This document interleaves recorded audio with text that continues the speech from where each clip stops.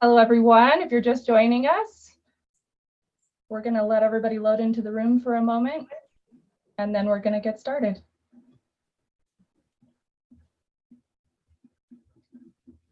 And while we do that, please enjoy this video, and then we'll let Anthony take it away.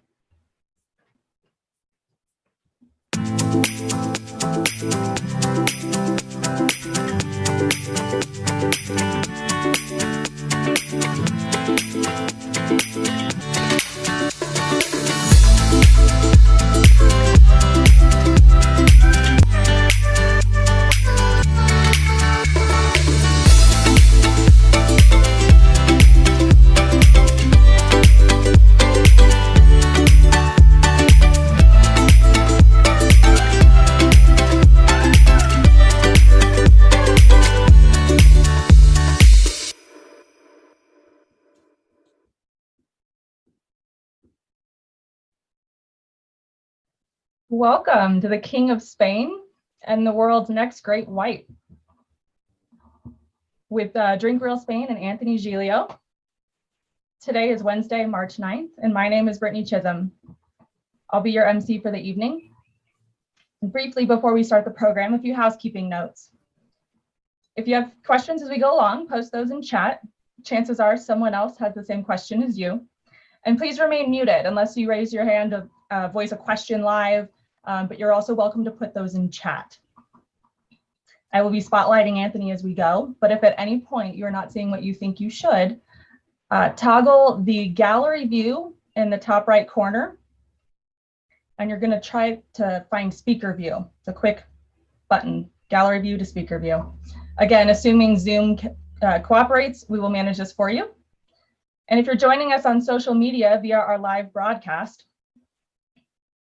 feel free to post comments, and we hope you'll join us for the next tasting. The March tasting package is available now on drinkrealspain.com, and quantities are limited. Now for some quick reminders about setting your table. You should have chilled your wine, even the red. You should also have snacks, because we can't taste wine fully without tasting it with a little salt and fat. Things like cheese, charcuterie, salted nuts, even potato chips. But you should have also gotten that link to the great tasting suggestions with all the various foods. Highly recommend looking at that again later when you open your next bottle. Next, pour each wine into its own glass and place the bottle behind it so you know which is which. And then repeat that for everyone enjoying wine with you. And finally, please make sure you have plenty of water.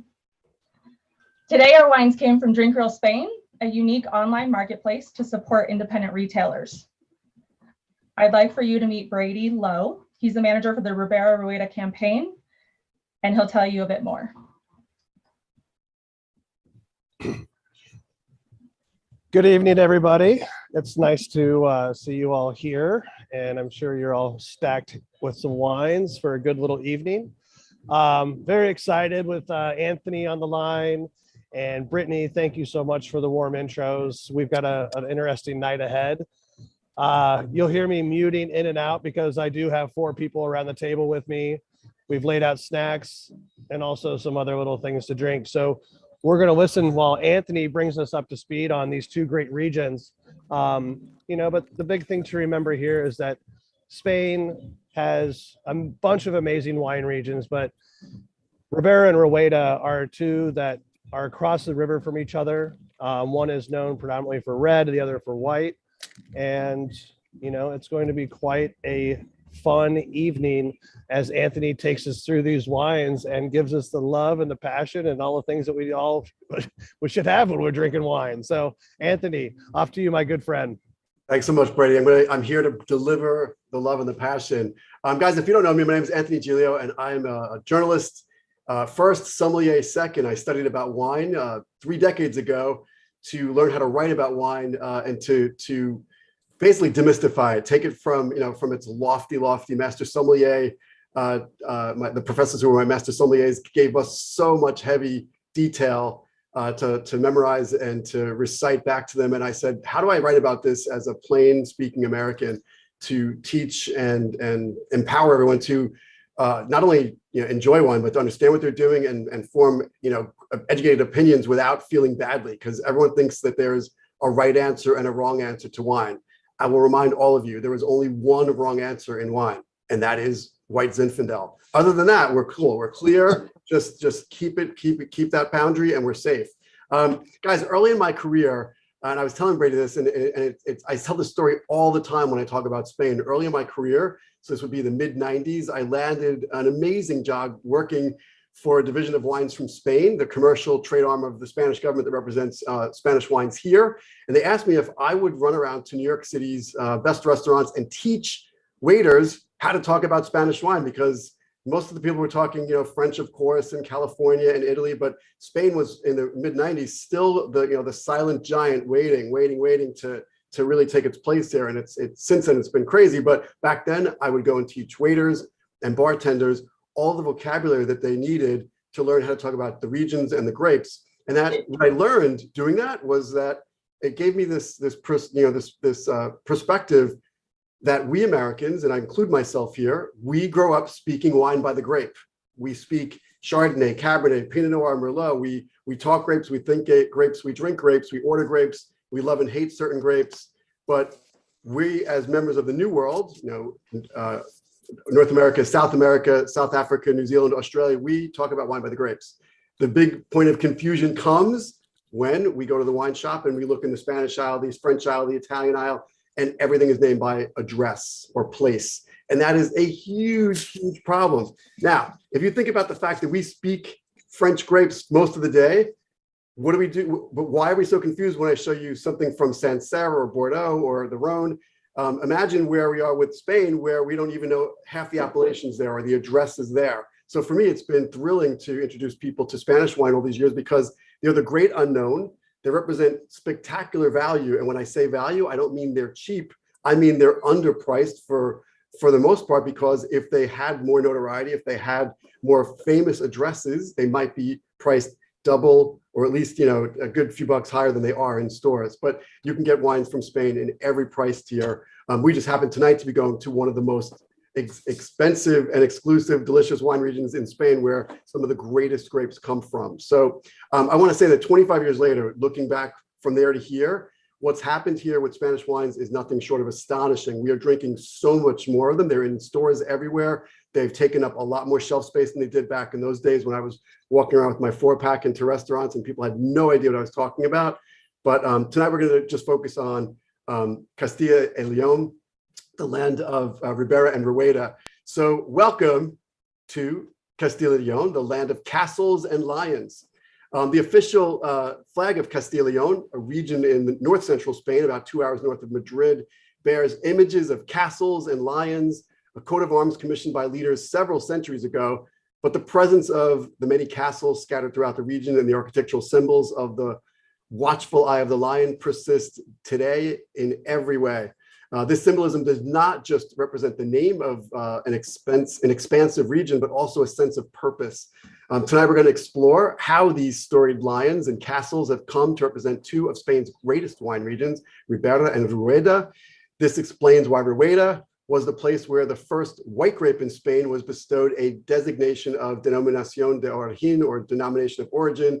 We're just call it a DO from here on. DO means the denomination of origin, and it's a sort of government seal of approval that mandates that a wine bearing that name, in this case, Rueda Verdejo, must only be made within the designated geographic region DO. So a Verdejo by any other name outside of this region is just Verdejo. And when I say that, I really mean it. Like Verdejo could be very, very plain and very, very delicious. You're about to taste two amazing ones. This prestigious designation, Rueda Verdejo, became official in 1980, and the rest is history. It's at its heart, Rueda and its signature grape Verdejo is all about agriculture. Grapes are harvested using modern techniques, as well as by hand, depending on the slope of the vineyards. And all the grapes are harvested at night because of the extremely hot daytime temperatures during harvest.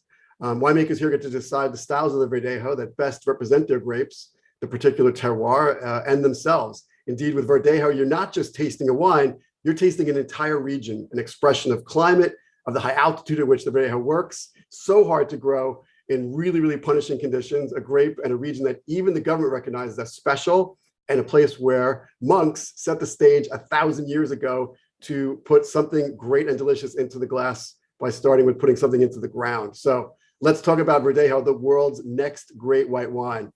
Ask any Spaniard to tell you about their favorite Spanish wines, and it's a good bet they'll answer Verdejo. As Spain's #1 selling white wine, Verdejo's popularity is undeniable. Ask some of the world's famous winemakers inside and outside of Spain, and the answer will probably be the same, Verdejo. What's your familiarity with Verdejo? I'd love to know. So I'd love to hear from you in the chat or on IG. Let us know. But I want to tell you tonight that it's a really special grape, and we're going to talk about two very distinct expressions. But winemakers as a result of this, winemakers have been quietly putting down roots, literally for the past 4 decades in Rueda, Verdejo's primary growing region. So despite the fact the grape was brought to this area from North Africa 10 centuries ago, it's still nothing short of a miracle that renowned winemakers have been drawn to the area. The climate here is in Castilla y León is very harsh. The rocky soils seem as if they would be inhospitable to almost anything living, and the desert-like landscapes is not typical postcard wine country. Yet, for just those very same reasons, Verdejo thrives. Winemakers are taking what was mostly considered a simple wine and turning it into head-turning juice, as the kids say. They have discovered that the hard dirt pebbles, sandy soils, hot temperatures, high altitudes, we're between 2,000 and 2,500 feet here, and frigid winters conspire to produce a grape whose concentrated flavors translate to wine that is equally at home at summertime picnics as in Michelin-starred restaurants. There's a phrase among local winemakers describing the seasons here. It is 10 months of winter and 2 months of hell. So just a little bit of flavor for you about what the locals think about the weather in this region. And so how these grapes survive there is nothing short of a miracle. So through grit comes deliciousness. Why you're wondering? Because Rueda wine producers are kicking up the notch by employing winemaking techniques that used in the finest white wine regions like Champagne and Burgundy. In the process, they're not only producing sensational sparkling Verdejos, but also age-worthy still wines as well. Part of the reason is because these winemakers are utilizing lees aging to bring complexity and texture to the wine. So that means letting after the grapes ferment, they let the skin contact, they let the wine stay within contact of the skins, and this adds richness and texture and deliciousness. Verdejo is well suited to oak aging too, which is why certain winemakers have turned to barrels and large wooden vats, foudres, to make their wines. For flavor development and mouthfeel, some winemakers are using concrete eggs for aging as well. As a result, these wines can be laid down for years. And that for me was the huge revelation when Brady and I were tasting through wines together, and he was showing me some really old vintages. I was blown away because we're not used to typically, not like this is not as a sommelier, but just as a regular everyday drinker, most of us don't think about laying white wine down. In fact, most people say to me, like, how long should I keep my white wine? And the rule of thumb is, if you have something laying around for 5 years, and I really mean laying around like on a bookshelf, under the bed, where people store important wines, they're not going to make it. Usually 5 years is the expiration date, but the aging potential on these wines is 5 to 10 years and counting. We're still getting to know these wines because they're still evolving and still developing. All to say that Rueda Verdejo is slowly but surely turning into world-class wine, something that you are learning now and will hopefully remember and go forward and propagate, because these wines are out there for the taking and at amazing prices still. They possess richness, herbal notes, complexity, minerality, and aging potential of 5 to 10 years. So let's dig a little bit deeper before we taste into Rueda, the land of lions, and Verdejo. These are world-class wines on the top end, and they can compete with grapes like Sauvignon Blanc, like Sancerre, Loire, or Bordeaux Blancs. In the right hands with the right winemaking team, they can come to possess great complexity, but it comes with process and bottle age. When done right, the varietal will gain weight in the body, aromas warm up, and creaminess can result. They mean to go with a wide range of foods, and we're going to talk about that after we taste the wines. But in the younger styles, the whites of Rueda are graceful, majestic, and very soft, like a lioness. So there's the parallel to the white lion. These whites represent the lion of the flag. What the Verdejo grape, in a nutshell, is graceful, balanced, and stealthy. So there's a lot of comparisons in our conversation to the lion. We'll get to the castles when we get to Ribera. But let's talk about some Rueda styles right before we taste. You might hear the term Hoven, and this is a young, bright patio style, we call it, lively acidity, gulpable deliciousness. I might even classify it as porch pounding. I mean, this is the kind of stuff where you just want to open it on a hot summer night and keep going. Lees aged, we talk about lees, textures and cream beginning to develop. These are the wines that will actually surprise and shock you. Wait till we taste the second wine. It's really, really a complete departure from the first. Oak rested, typically on lees, are more developed textures of creaminess, weight. They grow in weight on the palate, and you really would be shocked to think this is the same wine that I tasted as a Hoven style, and then I tasted something bigger. Again, people keep asking me when I told them about this class, what are these wines compared to? What am I thinking of when I think of Verdejo? And I say, think of Sancerre, think of the Loire, think of Bordeaux Blanc, think of Chablis even, Chablis, so crisp, clean, oak-free Chardonnay. These are the delicious wines that can be paired with anything from oysters and beyond. So let's taste. I want you to grab this first bottle. And I just took it out of ice here. So we have the Oro de Castilla Rueda. Hold on, I want to make sure you can see the label here. I'm dripping water all over the place. Let's grab this bottle. By the way, I want you to turn it around. Spain, unlike most countries, has this gift for wine buyers. If you look at a label and you have no idea what you're reading, turn it around. And if it's from Spain, it's going to give you the bow tie. This up here is usually by the importer and the FDA, which gives you some sort of language like "do not drive a tractor while pregnant" after drinking a glass of this wine. But this is what we're looking for. The bow tie says Rueda. That's the only word we need to know right now is we're in Rueda. We're drinking a beautiful Verdejo. So let's grab this and take a sip. I'm gonna pour some in my glass here. And Brady, I would love for you to tune in while we taste this and tell me what you're thinking too, man. On the nose, I mean, it is a summer day, fresh cut grass. Brady, what are you doing? Are you tossing around you tossing around a ball? What are we doing right now? Yeah, I mean, for me, it's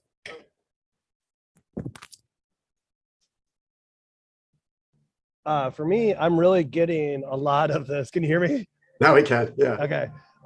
For me, it's like, to me, it's this like textbook entry point of like Sauvignon Blanc is kind of what pops into my head of like what I'm looking for, and nose wise, there's a lot of tropical fruit. It's fresh. And that's kind of like my first impression of it without getting into the taste. It's just, there's this like fresh, lively fruit going on. And that's what we're talking about. This classic. I mean, if you were blind tasting this, Brady, if you were blind tasting, what might you guess this is? I would probably be in a New Zealand type Sauvignon Blanc kind of space. Just real, I mean, it's fresh, herbal. Yeah, really fresh and herbal. Really, really pretty. Really minerally. Of course, no oak whatsoever. So clear, crisp and clean. I'm hoping all you have glasses to raise because I'm going to make a toast right now. Cheers, everybody, to Rueda, the lion. Let's taste it. Verdejo.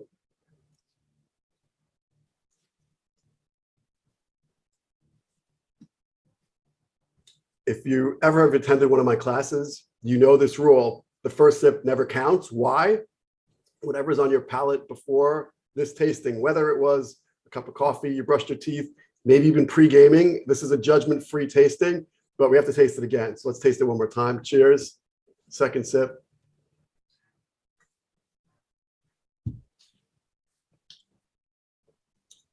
Absolutely delicious. Mineral-driven, gorgeous herbaceousness, freshness, tons of acidity pouring into my mouth right now. Refreshing. And this was when I said porch pounder before, I wasn't kidding. This is gulpable deliciousness. A little bit about the winery. If you want some background, Bodegas Hermanos del Villar in the Rueda DO region makes this classic, beautiful wine.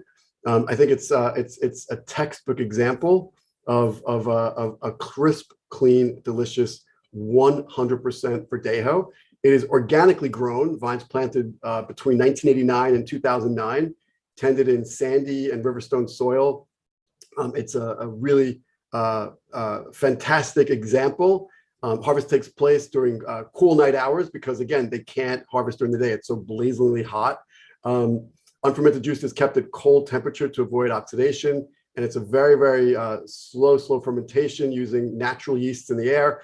Fermentation, after fermentation, there is no malolactic fermentation. So you're not getting any of those secondary creamy lactic qualities to this wine. And it's aged in stainless steel tanks for 3 months with daily stirring of those lees we talked about, where you leave the skin in contact with the fermented juice. And it just adds a richness to the wine, but not fat. This doesn't taste like a fat wine. It just tastes really, really plump and juicy and delicious, like great summer fruit.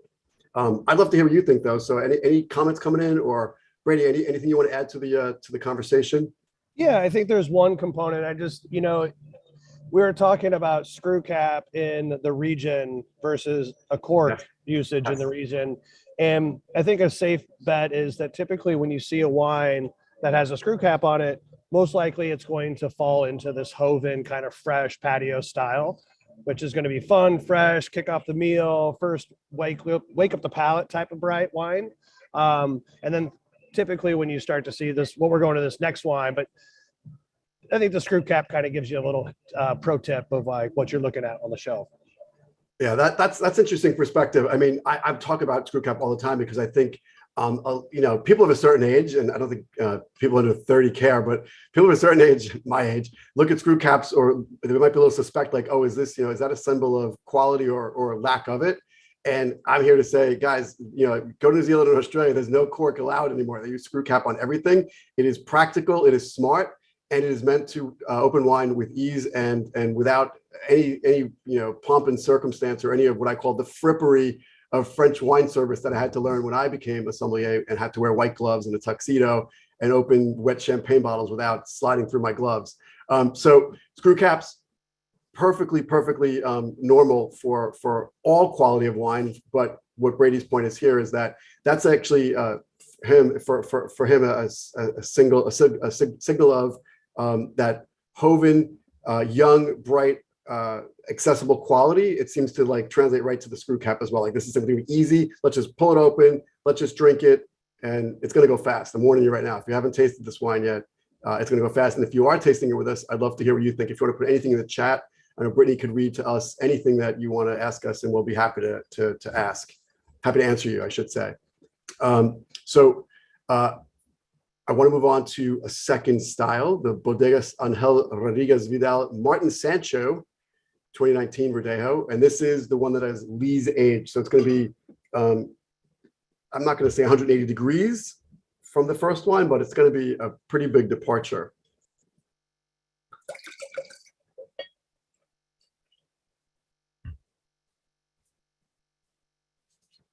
Brady, you with us? Can you hear me, man? Yep, I can hear you.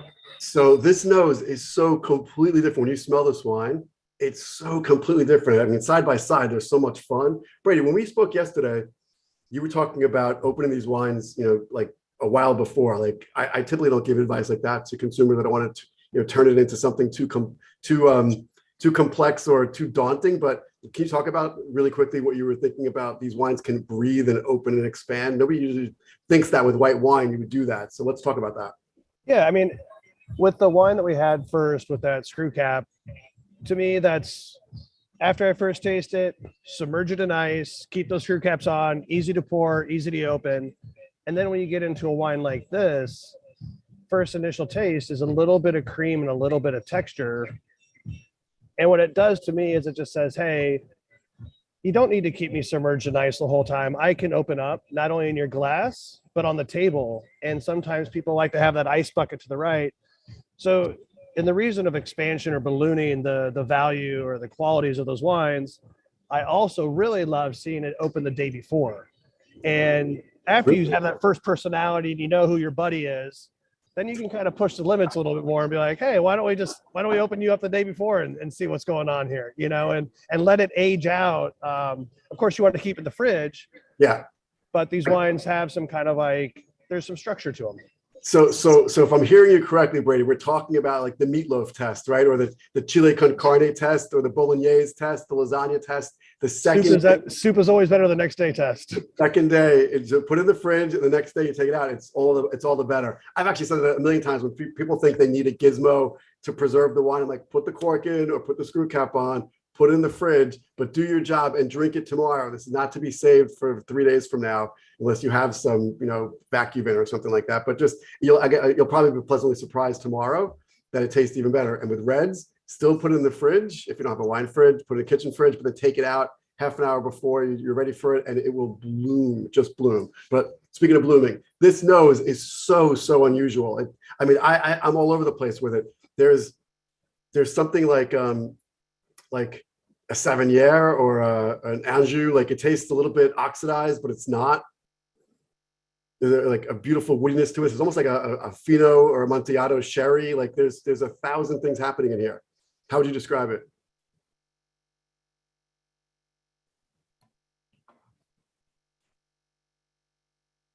I mean, for me, it just has that. It has more weight in the nose. Just thinking about simple things that I can attach to it, I get more weight. I get, I kind of have a little bit of like more abraciousness that's kind of like muted by kind of like this richness or cream. Yeah. Yeah, it's beautiful. It's really, really beautiful. If you haven't tasted it, I just did, so you should join me. Let's taste it again. And I think like this is one of those other like little secret tips. Secret tips is like, if you found a case of this and put it away for a year, 2 years, this wine just gets better. I mean, this is exactly the textbook style of like stuff that you want to buy now for $20 a bottle and hold on to for 2 years. And every year just add some more to the layers, to the cases.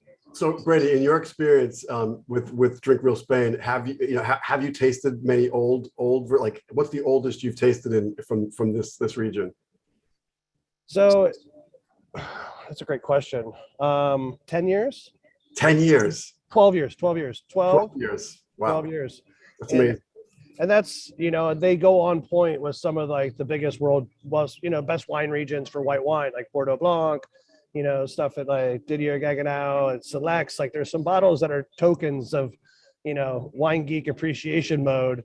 And these wines can get, this wine in that kind of age can get there of something that's unique and different. Amazing. Amazing. I'm going back in. All right, a little bit about the wine. While you drink that, I want to tell you about Juan Sancho Bodega Viñedos. The winery is, of course, in Castellón in Dio Rueda, 100% Verdejo. And just so you know, the rules of the appellation or of the Dio, there must be at least 85% Verdejo, but both of these Verdejos are 100% Verdejo. This is from beautiful alluvial soil, gravel. The age of the vines is about 40 years on average. And they produce this wine fermented in fiberglass tanks. The wine is clarified through naturally occurring cold stabilization for a period of the winter before being bottled in the spring. 13% alcohol. I think it's just a delicious style of wine. Really, really attractive. I love the nose because it's so unusual. It tastes, it smells to me like a really gorgeous sherry. And if if you've been to Spain, the Spanish drinking culture, tapas, happy hour, beautiful sherries. This is sort of like the same thing to me, but God, it's really, really pretty. I'd love to hear what you think about it though. The grapes for this wine are destemmed, crushed, and allowed to macerate with skin prior to pressing. 40% of the grape mass is settled in these tanks, these fiberglass tanks, for 48 hours before racking, and then they ferment with indigenous yeast, of course. The wine is held on fine lees until clarification and bottling in March or April for the following vintage. So they sit all winter on the lees. So this wine just builds slowly and in the cold, slow, a really beautiful build up to the wine it becomes, and then it's bottled in the spring. I think it's just an amazing style. Let's talk about some food pairing. So I know Brady, you've been running all over Spain, and I couldn't make the trip you invited me on because of a work conflict. So I'm dying to get over there and run around with you. But Verdejo, and I know we have our great friend Laura Werlin, who might be watching tonight. Laura, by the way, who gave me amazing cheese pairings and food pairing ideas for this. But if you want to look her up on Instagram when we're done, at Cheese Lady, she's CHEEZE Lady. Laura has done an amazing job of tasting these wines and pairing them with crazy combinations of cheeses, both old world and new. But for Verdejo, consider lighter fare, lively, acidity, herbs, smooth finishes. The tasting profile for the wines can range from elegant, graceful wines that are aromatic with citrus and stone fruit and lively acidity to rich, overripe summer ripe, white peach. We call them shirt-staining fruits. I'm going to steal that from Andrea Robinson when I helped her with a book years ago called Wine and Food Made Simple. We called it shirt-staining fruit when you have those gorgeous summer, stone fruits that are so ripe and juicy that you have to bite them over the sink before they run down and ruin your shirt. With a bit of bottle aging, these young wines gain weight and body and develop texture. Lees and oak, again, are more involved in the process. The wines exhibit more creaminess and depth. The spice box complementing Verdejo includes highly aromatic herbs, perfumed, sharp citrus-like spices, Thai basil, turmeric, dill, and coriander. These all combine well in vinaigrettes and punchy sauces over soft proteins and elegant fats. I would say for starters, lightly dressed, bright, tangy salads, seafood tapas, conservas, meaty olives, raw fish, crudos, poke, ceviche, oysters. I said oysters before, I'm going to say it again because I just love these. Instead of using mignonette, the acid is in these wines, and it just, especially that first one, the Oro, this is basically adding vinegar to oysters when you have that beautiful acidity. It's so delicious. Think of a great octopus and fish finished with a pleasant smoky salt. Vegetables baked, grilled, or stewed, topped with those amazing creme fraiche or lemon. Seafood paella, it would be perfect. Lime and coconut scented chicken. Desserts composed of cheese courses, creamy citrus and salty combinations. Overall, Rueda Verdejo pairs best with meals that have smooth finishes, hints of toast, fresh herbs. Look for ingredients associated with like patio gatherings, terraces al fresco, and again, on the porch where you could pound this. Pairings for Rueda Verdejo cheese by Laura Werland, Cheese Lady at Cheese Lady with a Z, Cheese Lady. For Joven Verdejo, like number one, young patio style wines, fresh, crisp with lively acidity that pair well with mild and creamy floral nose cheeses like Cypress Grove, Humboldt Fog, fresh chèvre, goat cheese, and meaty Caña de Cabra, a great goat cheese from Spain. Lees Age Verdejo, like the second one, medium textures and cream beginning to develop on these wines. They pair great with semi-soft, chalky, lactic, buttered citrus, elegant, mushroomy flavors. Think of Monte Enebro, Leonora, 6-month Manchego. I have some Manchego here. I'm going to taste right now. And one of my favorite cheeses on the planet, Cowgirl Creamery Mount Tam. If you haven't tasted it, Google it. It's amazing. Oak rested, typically on Lees Verdejos are more developed textures, creaminess, richness, body, and weight that work nicely with semi-firm cheeses, like with earthy, rustic, alpine herbs, nutty, with more complex sugars like 12-month Manchego, so like super aged Manchego, Roncal, and Roth Grand Cru Reserve. I'm going to throw a little Italian curve in here. I think a beautiful aged Parmigiano Reggiano goes amazing with this. I did a little research. In the name of research, I definitely I tasted some of these earlier with different cheeses, and I have, of course, as an Italian American, I have to have Parm in the fridge, Brady. So I had a 2-year aged Parmigiano Reggiano, and it was dynamite. But Brady, what do you have to say about this? Like, what are your favorite pairings for these wines, or these styles, I should say? It's when we were talking through that whole list, and I'm starting to get a little bit hungry again. I don't know, I just felt like I wanted to take some of this wine and reduce it down with just a tiny bit of honey and some lemon, and then like drizzle that over like tomatoes, and then scrape, then grate the Parmesan that you're talking about over top of that. So you've got the ability for it to stand up against some acid, kind of that sweetness really can kind of pull through, and you can cheat with using some of the wine to make a little bit of a vinaigrette or a sauce. And then the cheese is just going to be that fat, crystally kind of play. I'm not cooking this wine. You got to send me more if you want me to cook it. I have some other wine to do that with. Okay. Well, you know the rule about cooking with wine. I know it has to be drinkable, Yeah. but when you only send me one bottle of this deliciousness, I'm not cooking it. I'm not cooking it. I'm sorry, man. I won't do it. All right, guys, let's keep moving. I'd love to know, again, the chat is open if you want to add any questions. I'm sorry, guys, on IG, I can't answer because the phone is mounted way above my head. You know that I might be a little bit vertically challenged. I'm not going to reach up and grab it because I'll wind up knocking it down and screwing the whole thing up. But if you do leave questions on IG, I will promise to answer them later, and I'll even pull Brady into a chat with you guys if you want. But let's now move to Ribera, land of extremes and home to the king, Tempranillo. So to talk about Spain is to talk about a complex past. As with most countries that have been around for thousands of years, Spain has a storied history. Castilla y León plays a significant role in that. The Romans, my people, ruled the country before the fall of the Roman Empire. Then the Moors, Muslims from North Africa, moved in and were mostly in control for a few hundred years. But their Islamist beliefs and were at odds with the Christianity of the ruling kings, and conflict followed. It wasn't until the 15th century that Spaniards could claim Spain as their own once and for all. And to that end, they built castles, and lots of them in this region especially, and they served a very real purpose to defend against any would-be invaders. Today, these gorgeous castles lend architectural beauty to the landscape and attract visitors the world over. Of particular note is Peñafiel, a castle in the Valladolid province, one of the 4 wine-growing regions of the Ribera del Duero. This impressive fortress is more than 650 feet long. It is crazy. I've seen it. It's nuts. Wine, of course, is part of the history here too, having been produced for well over 2,000 years.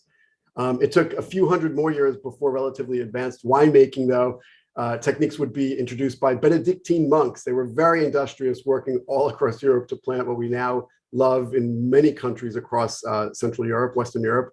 But in the 12th century, they planted here, and those developments ultimately set the stage for Ribera del Duero to gain the DO, the denomination of origin, in 1982. So 2 years after Rueda. So that's how important that white wine that we just tasted was to the Spanish government, to protect that wine, to give it a merit of distinction.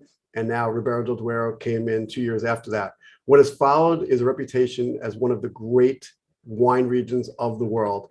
Tempranillo is, by all measures, a regal grape, and for good reason too. Tinto Fino, which is what the locals call Tempranillo, and Tempranillo is the grape of Spain, remains the king of Ribera del Duero. Unlike other Tempranillos, Tinto Fino is darker, more tannic, a more tannic version of its counterparts, and that's because of where it grows.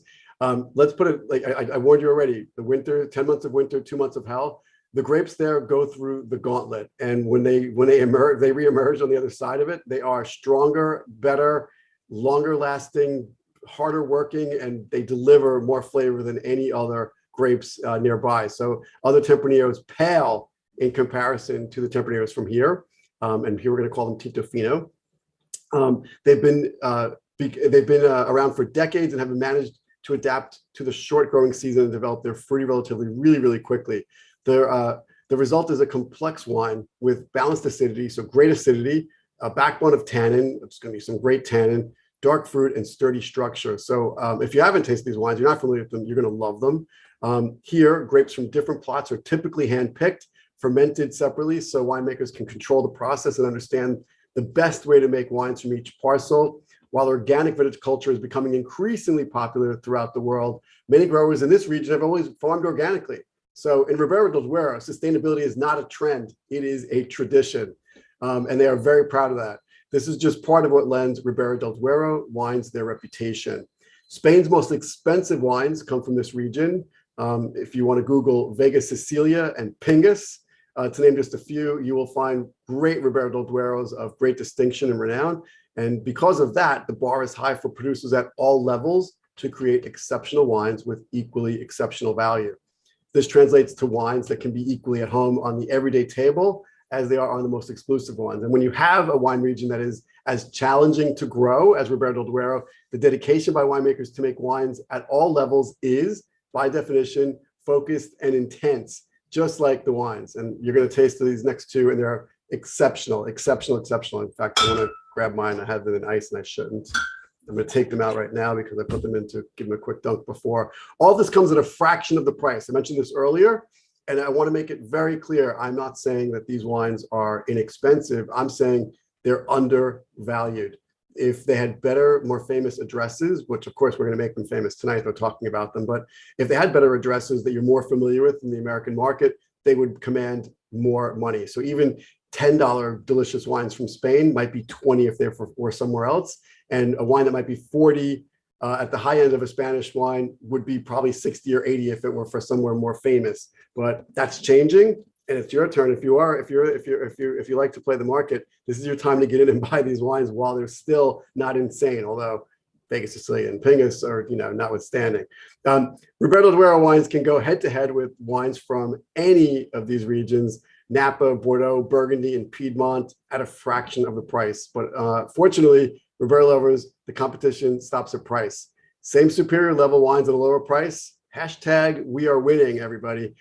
Today, Ribera is home to 300 wineries and 2,300 brands, all of which have an almost singular focus, Tempranillo. So remember the grape, add it to your vocabulary along with all the other French grapes you talk about every day. This is the grape to know from Spain, although you will find Cabernet, Merlot, Chardonnay, and others all growing in Spain happily too, being used in different regions. But this is the grape to know for Ribera del Duero. Let's talk about Ribera styles. Within the DO, Ribera del Duero production and labeling is regulated into 4 main aging categories. The youngest is Joven with a J, which spend little to no time at all aging in the winery, less than a year in a barrel, if any time at all. And then there is Crianza or Crianza, depending on your accent. They're aged at least 12 months in barrel. Reserva is 3 years of aging with at least 12 months in oak and 2+ years in bottle prior to release. And Gran Reserva, a wine that has matured for 5 years or more at the winery within 24 months in barrel and a minimum, sometimes longer, and the rest of the time in bottle. One more before I go on, I would say Cosecha is the wild card of the region. The winemaking can be traditional or modern. The cost range could be mid to very expensive. And the aging is up entirely to the winemaker. So Cosecha is sort of the wild card. You're not sure what you're getting. And we're going to taste that with the Emilio Moro. But guys, I want to say something I've been saying about Spain forever. Unlike most winemaking countries, especially the ones we're familiar with from more famous regions, countries, winemaking is like economics. Like you make it and you get it onto the market and you sell it so you can regain some profit.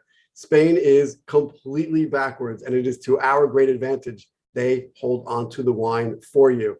There's never a question of, should I drink it or should I hold it? Although you can. I mean, Brady just told us we should be buying these whites and putting them down for 5 years. But the point is, when you look at Spanish vintages on wine shelves in your retail shop, you'll notice the years are much older than the Californians, the Spanish, the Italian, because they have been in caves and tunnels underground in Spain, slowly aging. I mean, in Spain, it is a tradition. It is synonymous with Spanish winemaking that they age it for you, no matter what region.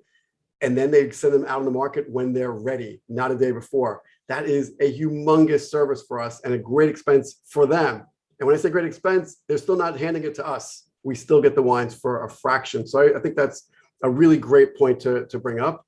And again, these wines, if you're looking for comparisons, Bordeaux, which is Cabernet and Merlot, Cab Franc, Burgundy, Pinot Noir, Piedmont, where Nebbiolo is king, Napa Valley, where all this big, powerful tannic grapes come from. Those are the comparisons people bring to these, to draw when they taste these wines. But I leave it to you. So let's taste these together. The first one I'm going to grab, I want to show you, is this one. Right, let's talk about this one together. The Torre Milanos. I'm going to pour myself a splash.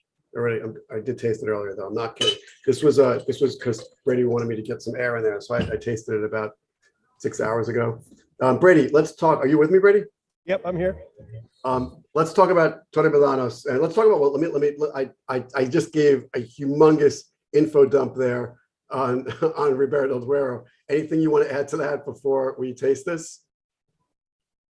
I think when you're just talking about its characteristics and how it has that competitive set with other regions, and how do we place this in your mind, like where does this sit in your heart, and like on your plate, on your table, in your cellar, like how do you where do you line this up, between Bordeaux and Napa?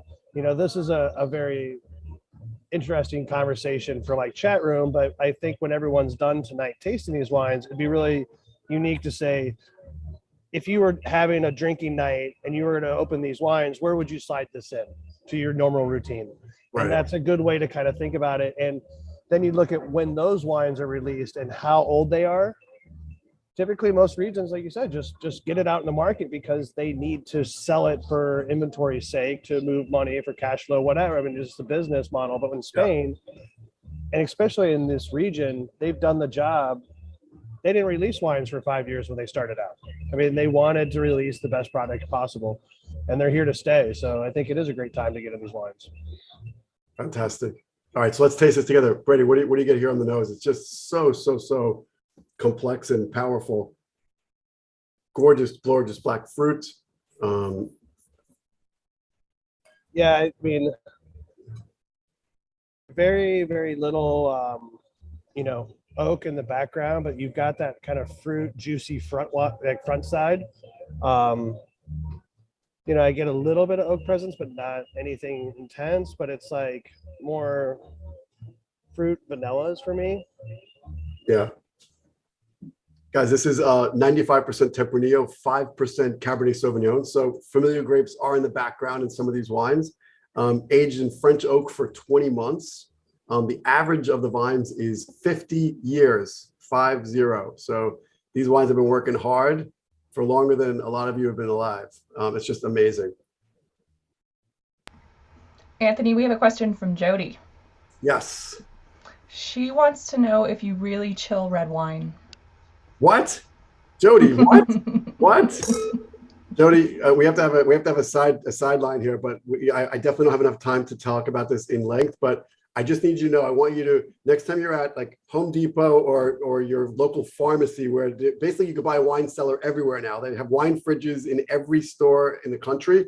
Open the door and look at the dial and notice there's no dial for room temperature in your wine fridge. And that is the message: no red wine, no wine at all, ever should be served at room temperature. And this is a huge disconnect for most Americans. I have no idea where we learned this.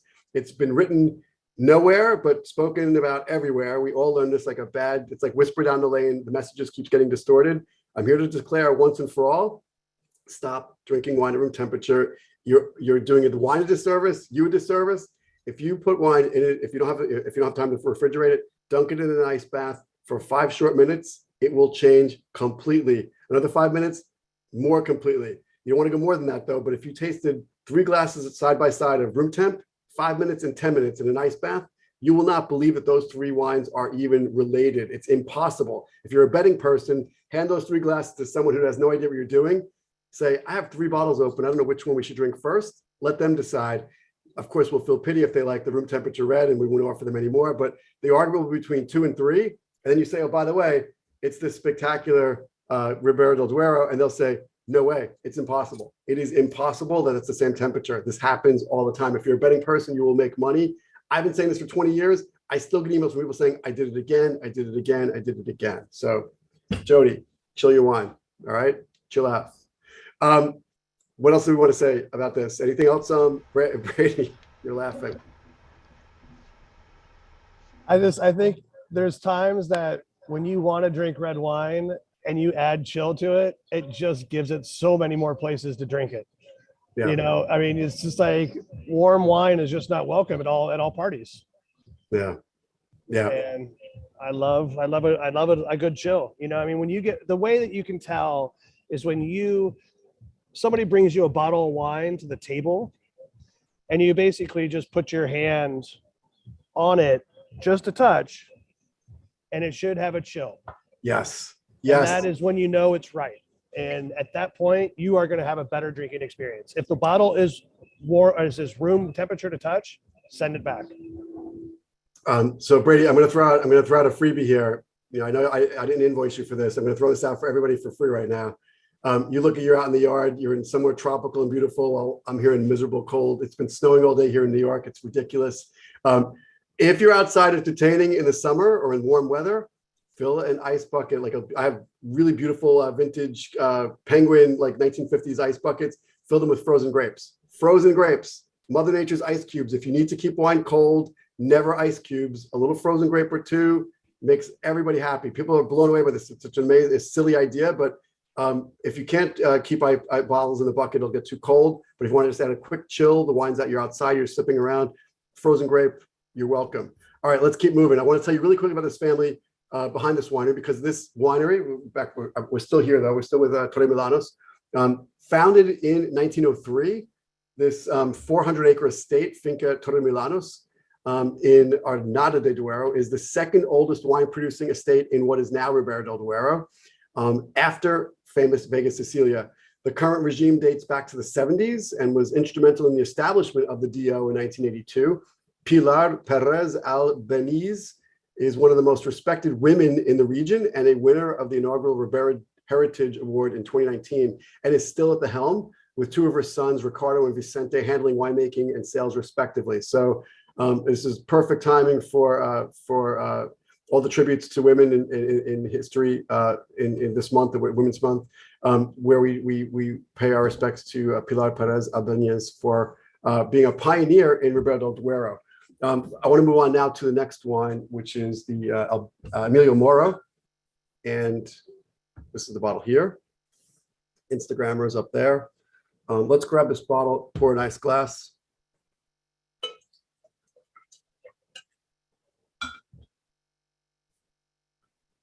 So we have Bodega Emilio Moro 2018. Again, Tempranillo from Ribera del Duero. Emilio Moro is one of the legendary families of Ribera del Duero. They've been making wine since 1932. The patriarch Emilio Moro himself was the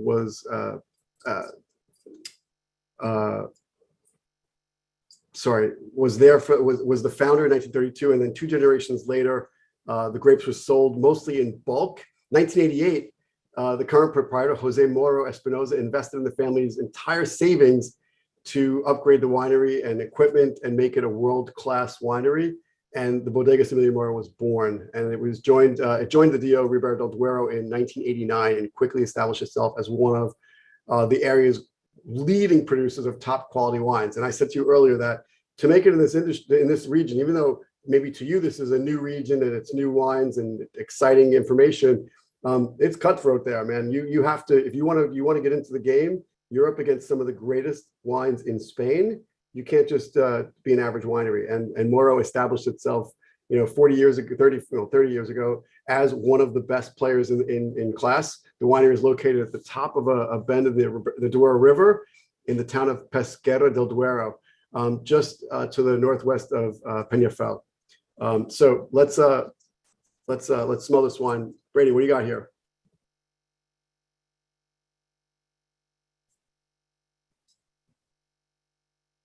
This is 100% Tinto Fino from vines ranging 15 to 25 years. It undergoes 28 days of that maceration we keep talking about on the white wines and the reds. So skin contact after fermentation, during and after fermentation.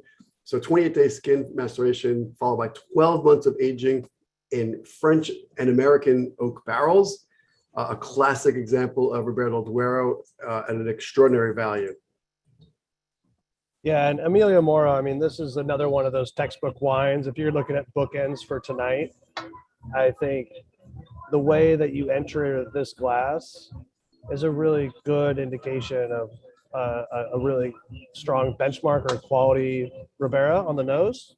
You get a little bit of that oak in the background, maybe pull out some black and red fruits. Yeah.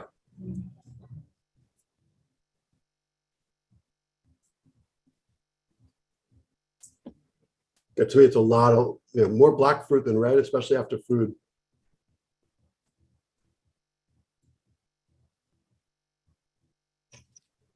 And there's the pairing options are insane.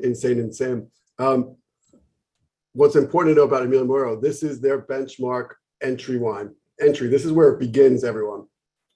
The wines start here and only go north. So up into the 300 and 400. We were talking about this yesterday, Brady and I, and the wines are just exceptional. And this is not out of reach for most people. It's a cosecha, so it's a wild card. The resulting style is always up to the winemaker, and this is a classic example of what they're doing at Moro. So I'm going to take one more sip, and I'm going to talk to you about food pairing. The Reds of Ribera del Duero, rich, elegant, luxurious, complex, like castles. So consider richer, heartier courses that are complex and layered. to the history of the castles, similar to the history of the castles. The tasting profile for Tempranillo can be ripe, muscular, fruit flavors structured with lively acidity. That's always the great tension between, about Tempranillo. People say, well, describe Tempranillo. Like, everyone wants to know what Tempranillo is like. It's a love child of what? And people say, oh, is it like Cabernet and Pinot Noir coming together? I mean, there's definitely, parallels we could draw to both, but it definitely has the muscle and tannin of Cabernet, but there's a lot of great fruit here. Beautiful dried fig, vanilla, cassis. I mean, it's its own grape. It's really its own grape, but it's sometimes deceptively soft, and then it could be ferociously powerful. There's all different styles and expressions, all dependent upon the winemaker and how they choose to let Tempranillo express itself or restrain it. And that's the truth. The wines develop layers and layers of flavor during the aging process. Medium tannins can become more elegant, complex, pushing into those foresty aromas, earthy, baking spices. It means that a Crianza, 3 years of age or so, the most youthful representative of the layered landscape of Ribera Tempranillos, pairs with the widest range of dishes like seasoned fish, roasted birds, smoked and charred proteins with beautiful, those gorgeous roasted notes in food that comes out of the oven or the smoker. Cosecha is another classification for Tempranillo of all ages, warms up to different levels of spices, vibrant aromatics, umami notes in sauces and cheeses and pâtés. Think of like crostadas. Regardless of the complexity of the flavor, the wines can conform to dominant spice box cooking techniques.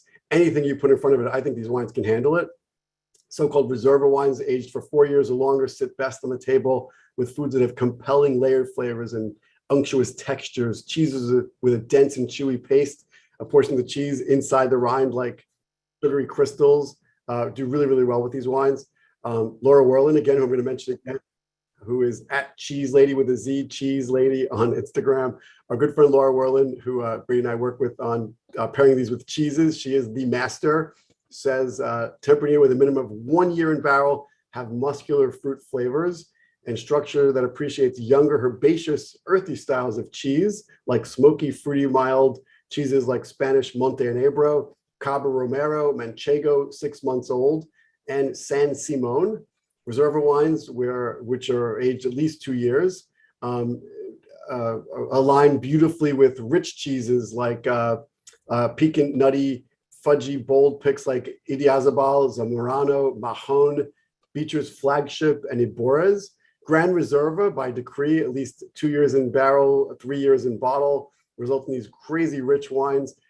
They demand something with a deeper, richer finish like a Cabo, cloth-bound cheddar, a Manchego with at least 12 months, a Point Reyes Bay Blue, and that's always controversial. Blue cheese with red wines that aren't, with wines in general that aren't sweet. The power of Tempranillo up against a beautiful blue cheese like Point Reyes Bay Blue works. I've done it before. It's one of those outlier pairings. I would never usually say I'll grab, have a blue cheese with Cabernet or Pinot Noir or, Barolo, but it really, really works with a great Grand Reserva because they have so much power and depth and earthiness. They're paired beautifully with that earthy funk of blue cheese, which is, it's like the blue cheese is sort of like the cilantro of the cheese world. People either love it or violently hate it. I'm a lover with the right wine. Cosecha wines don't fall within the defined aging specifications, but are far exceed their classification requirements. These wild cards taste great with all sorts of cheeses. Anything I mentioned above would go great with them. So I'm not going to put them in a box and say they go with anything in particular. But I think we've covered a lot of different styles here. Brady, what would you like to add before we close this out? Because that was the quickest hour of my life. I'd like to add some more ferns next time into my screen. I think people are they like the vegetation of these wines. And is that trending on Instagram right now? Is that trending? Yeah, they say it's hot with a W, AWT. You kind of covered it really well with especially the Emilio Moro family. I mean, they're generational family, and the grapes here as an entry level product, it goes up to $350, $400 a bottle, and that just is a climb. I mean, that's a beautiful, luxurious climb. So You know, I think when you look at where these grapes are coming from in the region, and that first Lamos is that you start to see that this biodynamic style and organic farming is just kind of a thing that just happens there, and it has been happening for, you know, for 100 years. So it's not just a new fad. It's really like just day in, day out thinking, and the wines result in that kind of like luxury flavors and taste. Yeah, I would agree. Um, I would love to hear from you. If you have any questions, you could reach out to us. You could also, so Brady, where should people reach out to you with any questions about these wines or anything else they want to know about the wines if they don't reach out to me directly? Well, it's everyone here is part of the Drink Real Spain community. So we have these monthly packages or curations that we're going to put out. So we've got another round that's coming up. So Drink Real Spain is a great place to reach out to us. You know, if you want to talk directly between Brittany, Brady, or you have Anthony's, you know, questions for Anthony, please, you just shoot them to us. You have our emails. We've been in communication with you. But what I could probably say right now is just look in the chat box. You know, Brittany's putting some points of reference up. But I mean, we're happy to play with you via email, but more likely we have a couple of things that are fun, like a win a trip to Spain. So Yes. we can Yes. sign up on Instagram. So follow us on Instagram. I'm sure you guys have seen it in pretty much all the communications, but yeah, I mean, we're here. We're not too far from you. And next month we've got 4 amazing wines coming, and we're going to do another one of these with Drink Real Spain and Anthony. So we've got another fun one lined up.